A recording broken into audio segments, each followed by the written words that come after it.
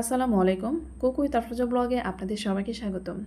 আশা করছি যে যেখান থেকে আমার ভিডিওটি দেখছেন সবাই ভালো আছেন। আর আপনারা যারা আমার ভিডিওটি দেখছেন আপনারা সবাই হয়তোবা ভর্তা খেতে পছন্দ করেন, যার কারণে আমার এই ভিডিওটি ক্লিক করেছেন। আপনারা আমার চ্যানেলে আজকে নতুন যারা এসেছেন চাইলে আমার চ্যানেলটি সাবস্ক্রাইব করে রাখতে পারেন, কারণ আমার চ্যানেলে প্রতিদিন একটা করে ভর্তা রেসিপি আপলোড হয়। আর এই মজার মজার ভর্তাগুলো দেখতে চ্যানেলটি সাবস্ক্রাইব করে পাশে থাকা বেল আইকন প্রেস করে দিবেন, যেন নতুন কোনো ভিডিও আপলোড করলে আপনাদের কাছে নোটিফিকেশন পৌঁছে যায় আর নোটিফিকেশন ধরে আমার এই মজার মজার ভর্তাগুলো দেখে নিতে পারেন। আজকের ভিডিওতে আপনাদের সঙ্গে শেয়ার করব কচু শাকের মজাদার একটা ভর্তা রেসিপি। আর খুব সহজেই এই ভর্তাটা করা যায় আর খেতেও দুর্দান্ত লাগে। আর এই ভর্তা করার জন্য প্রথমে আমি অফ ক্যামেরাতে কচু শাক কেটে ভালো করে ধুয়ে নিয়েছি।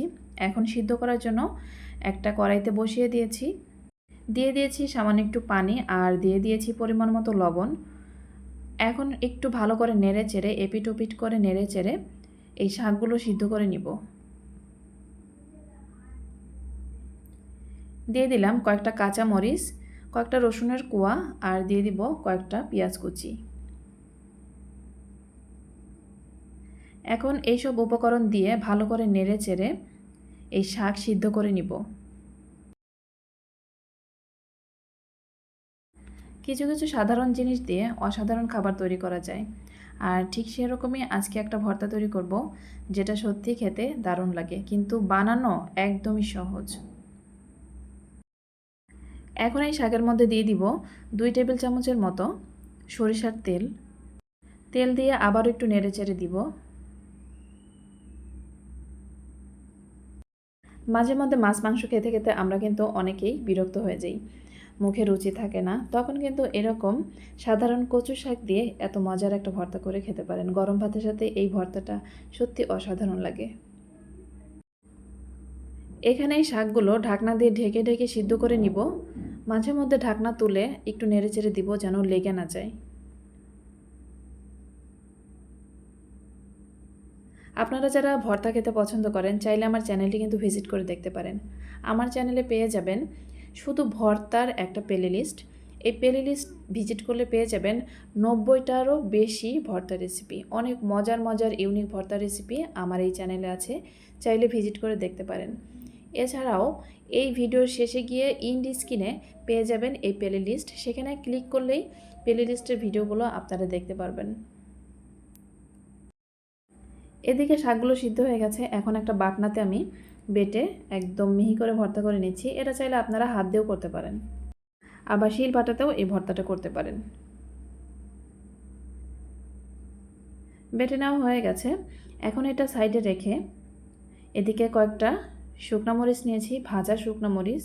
তাতে দিয়ে দিলাম সামান্য একটু লবণ দিয়ে শুকনো মরিচগুলো একদম চটকিয়ে ভর্তা করে নিব।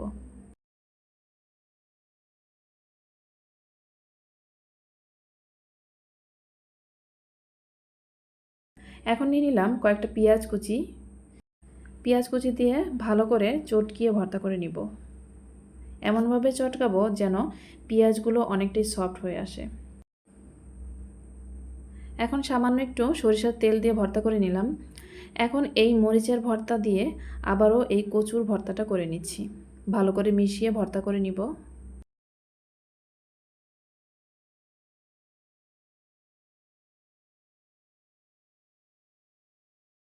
সবশেষে দিয়ে দিব একটু সরিষার তেল। এই সরিষার তেল না দিলে কিন্তু এর টেস্টটা ভালো আসবে না, আর সরিষার তেল দেওয়ার কারণে এর স্বাদ কিন্তু আরও অনেক গুণে বেড়ে যাবে।